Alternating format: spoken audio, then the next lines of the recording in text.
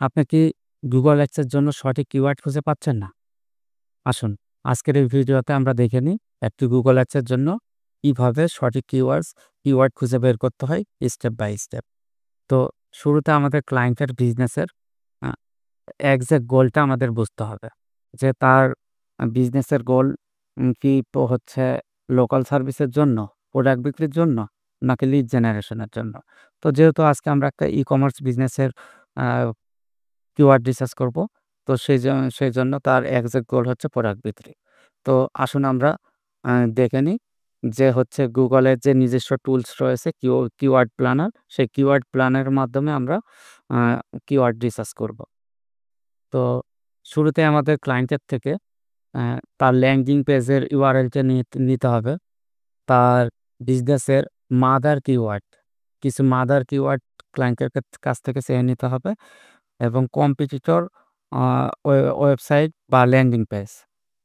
তার যে কম্পিটিটর রয়েছে তার একটি ল্যান্ডিং পেজ তার কাছ থেকে চেয়ে নিতে হবে। তো এই যে আমার ক্লায়েন্টের কাছ থেকে আমরা সবকিছু চেয়ে নিয়েছি। তো চলুন আমরা Google Ads এর কিওয়ার্ড প্ল্যানার দিয়ে হচ্ছে রিসার্চ করব। তো শুরুতেই আমরা তার কিওয়ার্ডগুলো কপি করে নিলাম। কপি করে নিয়ে এই যে ডিসকভার নিউ কিওয়ার্ডস, এখানে যে হচ্ছে ক্লায়েন্টের মাদার কিওয়ার্ডগুলো আমরা এখানে দিয়ে দিলাম। দেওয়ার পরে আমরা তার ল্যান্ডিং পেজের URL কে এখানে দিয়ে দিব। URL দিয়ে দিলাম। এই যে চলে আসলো। কিছু কিওয়ার্ড এখানে চলে আসলো। তো আমি শুরুতে যে জিনিসটি বলবো, যেহেতু আমাদের গোল থাকবে প্রোডাক্ট বিক্রি, সেহেতু আমাদের এখানে বাইং বাইং ইনটেন্ট কিওয়ার্ডগুলো খুঁজে বের করতে হবে। বাইং ইনটেন্ট কিওয়ার্ডগুলো কি? যে কিওয়ার্ডগুলোর মাধ্যমে উম আ কাস্টমার কিনতে চায়। এরকম এরকম কিওয়ার্ডগুলো আমাদের খুঁজে বের করতে হবে। তো চলুন দেখি। তো এই যে দেখেন, এখানে রয়েছে উন্ডি গেস্ট ড্রেস। এখানে মান্থলি এভারেজ সার্চ উম ১০০ থেকে ১০০ থেকে ১,০০০, ১০০ থেকে ১,০০০। লাস্ট 3 মান্থে আ 900 প্লাস সার্চ রেজাল্ট বেড়েছে। তো এটা হচ্ছে একটি বিজনেসের জন্য বোনাস পয়েন্ট। যে দেখুন এই যে হচ্ছে এই ক্ষেত্রে ক্লায়েন্টকে বলতে হবে যে, "দেখো তোমার এই কিওয়ার্ডটাতে লাস্ট 3 মান্থে সার্চ রেজাল্ট অনেক বেড়েছে। অতএব তোমার যদি এই প্রোডাক্টগুলো তুমি স্টকে রাখো, তাহলে এগুলো বেশি সেল করা যাবে।" আবার আ কম্পিটিশনও ভেরি লো কম্পিটিশন। হুম? তো এটি একটি আমরা দারুণ কিওয়ার্ড পেয়েছি। তো এটা আমরা নিয়ে নিব। তো ক্লায়েন্টের কাজ পাঠানোর জন্য আমাদের এরকম একটি শীট তৈরি করতে হবে। এই শীটে আমরা কিওয়ার্ডকে দিয়ে দেব। তারপর এভারেজ মান্থ সার্চ ওকে আমরা দিয়ে দেব এখানে।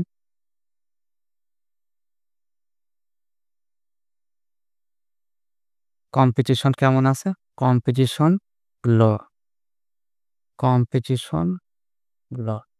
তারপর top of page speed, low range, high range এই ২ টা আমাদের দিতে হবে। তো এই ২ টা যেহেতু নাই সেহেতু আমরা দিচ্ছি না। তারপরে এই যে এখানেও এই কিওয়ার্ডটাতেও সার্চ রেজাল্ট অনেক হাই। লাস্ট 3 মান্থে অনেক বেড়েছে। তো এটা আমরা নিয়ে নিব।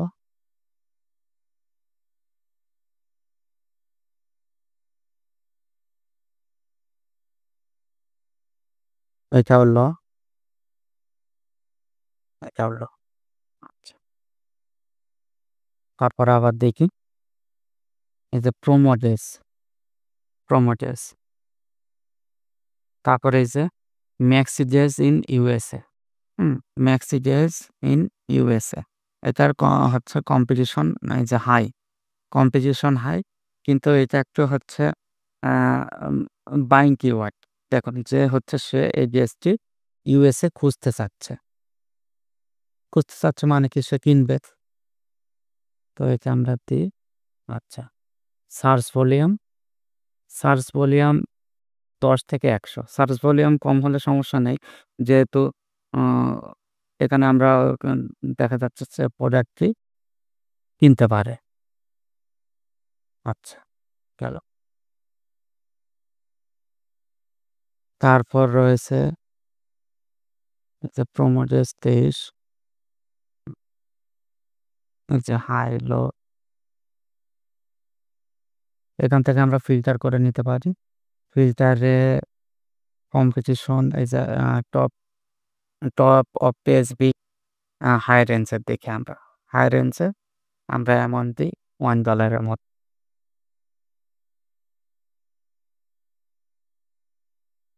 যে এখানে খুব একটা নেই বললেই চলে। তবে এই কিওয়ার্ডটা ভালো।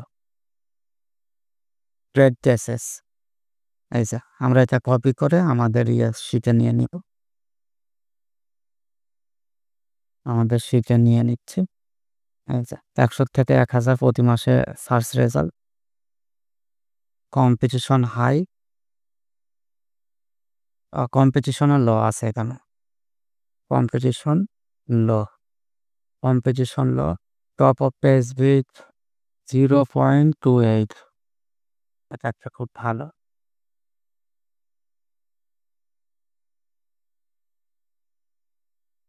লো রেঞ্জ, মানে একটা ক্লিকে তেমন কাটতে পারে। এটা হচ্ছে টপ এরপর। আর সর্বোচ্চ যদি কাটে ১ ক্লিকে, তাহলে এই যে কাটতে পারে হচ্ছে 1.28 সেন্ট। আচ্ছা,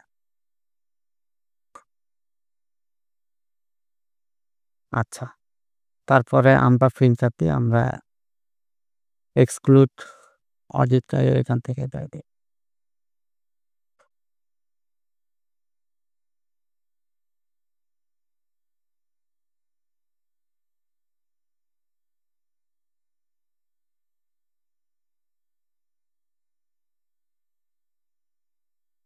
সার্চ রেজাল্ট,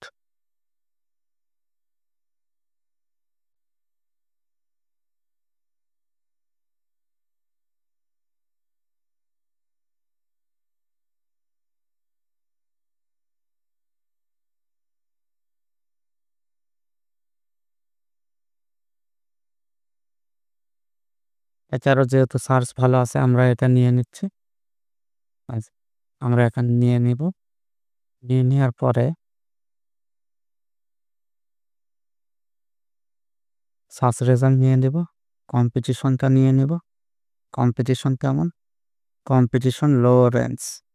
আচ্ছা, competition low, top of page with নাই। আচ্ছা, আমরা ফিল্টার একটু হাই কম্পিটিশন একটা খুঁজে দেখি তো, যেটা মিনিমাম $1 থাকে। এটা আমরা নিয়েছি।